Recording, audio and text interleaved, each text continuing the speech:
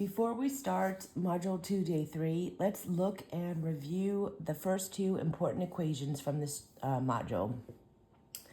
We have the way of calculating final velocity with v equals v naught plus the acceleration times the time. We have another way of calculating final velocity, and that's v squared equals v naught squared plus 2 times the quantity acceleration times the displacement. And lastly, as the module mentioned, there were 3 important formulas or equations. So let's get into that. Relating displacement, velocity, acceleration, and time. We now come to the last equation we need in order to study the one-dimensional motion. In order to derive this equation, however, I must go back to something I told you in Module 1. Back when we were studying velocity versus time graphs, I told you that the area under a velocity time curve is equal to the displacement caused by the motion. For example, look at the following velocity versus time graph. As I said in Module 1, the area under the line will be equal to the displacement caused by the motion depicted in the graph. Well, how in the world would we determine the area under this line? This is the area we're talking about. First, let's split the space under the line into 2 components, a rectangular component and a triangular one. So let me go back to my notes. Here we go. So we split it into a rectangular component and a triangular component. If we add the area in the pink, area 1, to the yellow triangle area, area 2, we would have the total area under the line in the graph, which is equal to the displacement caused by the motion. Thus, if we can determine the area of the rectangle and add it to the area of the triangle, we can get the total displacement caused by the motion depicted in the graph. Actually, it's not even that hard to calculate area 1 and area 2. After all, area 1 is just a rectangle. The area of a rectangle, right here, we learned this in math. The area of a rectangle is its length times its width. What's the length of the pink rectangle? According to the x-axis, the length is 0, and we have 11 over here, is 11 seconds. What's the width? According to the y-axis, from here to here, it's 6 seconds. So the area is 11 seconds times 6 meters per second. So we get an area of 66 meters. Notice how the units work out. When seconds are multiplied by meters per second, the seconds drop out, leaving meters, which is the unit of displacement.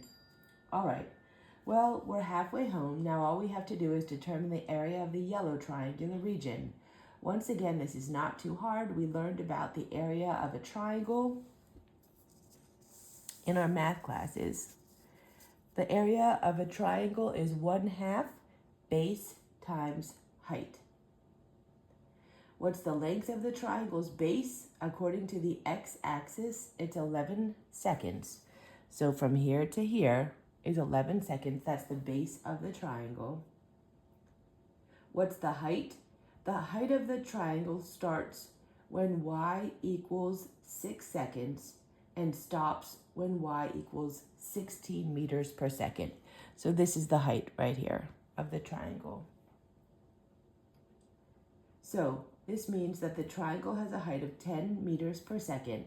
So the area is 1/2 times 11 seconds times 10 meters per second, and we get 55 meters. So in the end then, the total area under the line is area 1 plus area 2. So we have it as 121 meters. We have learned from this exercise that for this particular graph, the total displacement is 121 meters.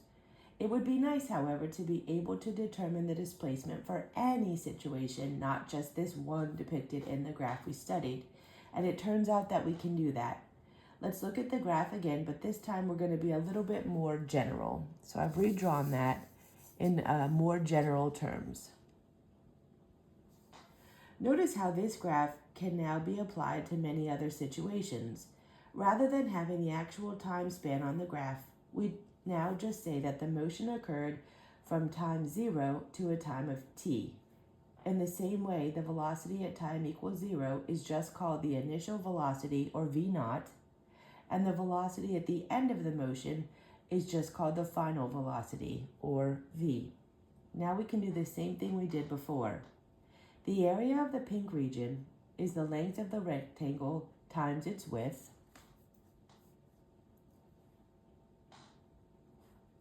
According to the x-axis, the motion occurred from x equals 0 to x equals t. Thus, the length of the rectangle is t. According to the y-axis, the rectangle starts at y equals 0 and ends at y equals v0. Thus, the width is v0. Here we go. Now all we need to do is determine the area of the triangle.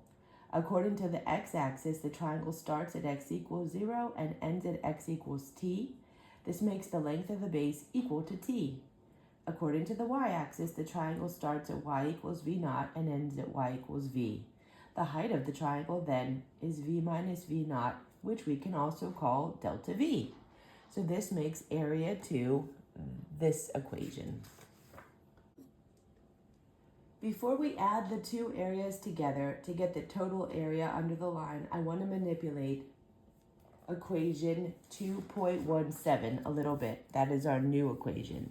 So that is this. Area 2 equals 1/2 delta v times time. So we're going to manipulate this equation a little bit. Notice that this equation has a delta v in it. We know another equation that also contains delta v. We should know that one right now off the top of our heads. So acceleration is delta v over delta t. So let's rearrange this to solve for v. So to solve for v, we have to multiply both sides by delta t. So we get a times delta t equaling delta v. Also remember that since we define the starting time as 0 and the ending time as t, we can replace delta t with a t. So we can just say a t equals delta v. We will use this expression for delta v and substitute this back into this. So we get area 2 equals 1/2, and we're going to substitute delta v, at, so times a times t, and then t. All right, so we can simplify this a little bit more. T times t is t squared. So let's rewrite that. Area 2 equals 1/2 at squared. Now all we have to do is add these two areas together.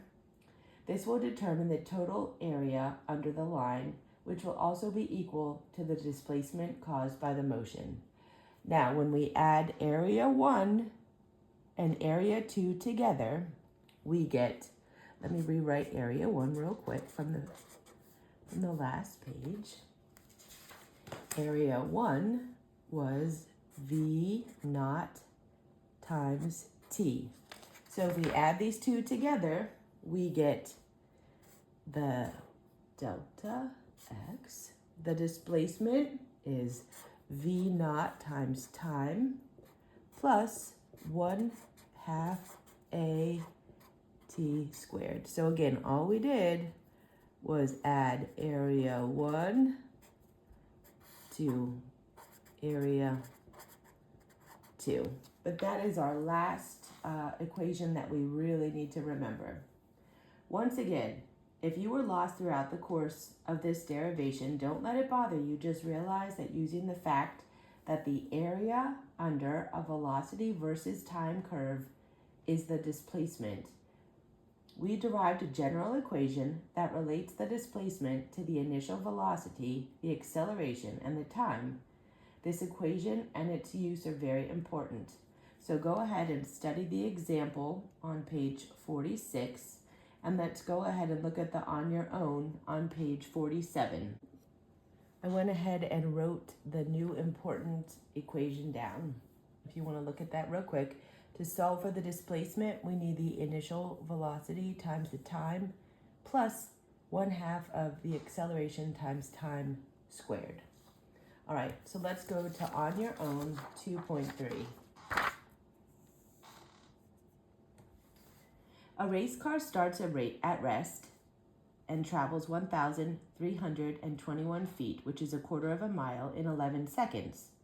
What was the car's acceleration? All right, so always what we do first is write down what we're given. The initial velocity, or V0, is 0 because it says the race car starts at rest. We know the time, it takes 11 seconds, so we put time. And then our displacement is 1,321 feet, or 1/4 of a mile. Either way, I stuck with the displacement in feet. We're trying to figure out what was the car's acceleration. So A is unknown. We're trying to solve for A. So I used our new formula. The change of displacement, or the displacement, equals V0 times T plus 1/2 AT squared.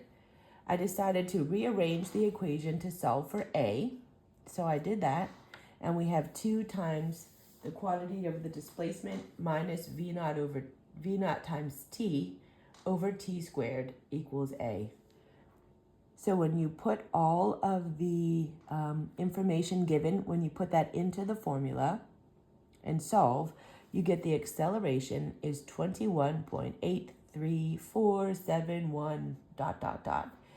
Automatically know we already know that's way too many significant figures. We can see that the limiting number is going to be 2, because anytime we're dividing or multiplying, we have to use the smaller quantity. So we know that 2 is going to be what we're limited to in terms of figures, significant figures. So we have to figure out a way of making 21.83471 ... into 2 significant figures. And so the answer is 22 feet per second squared.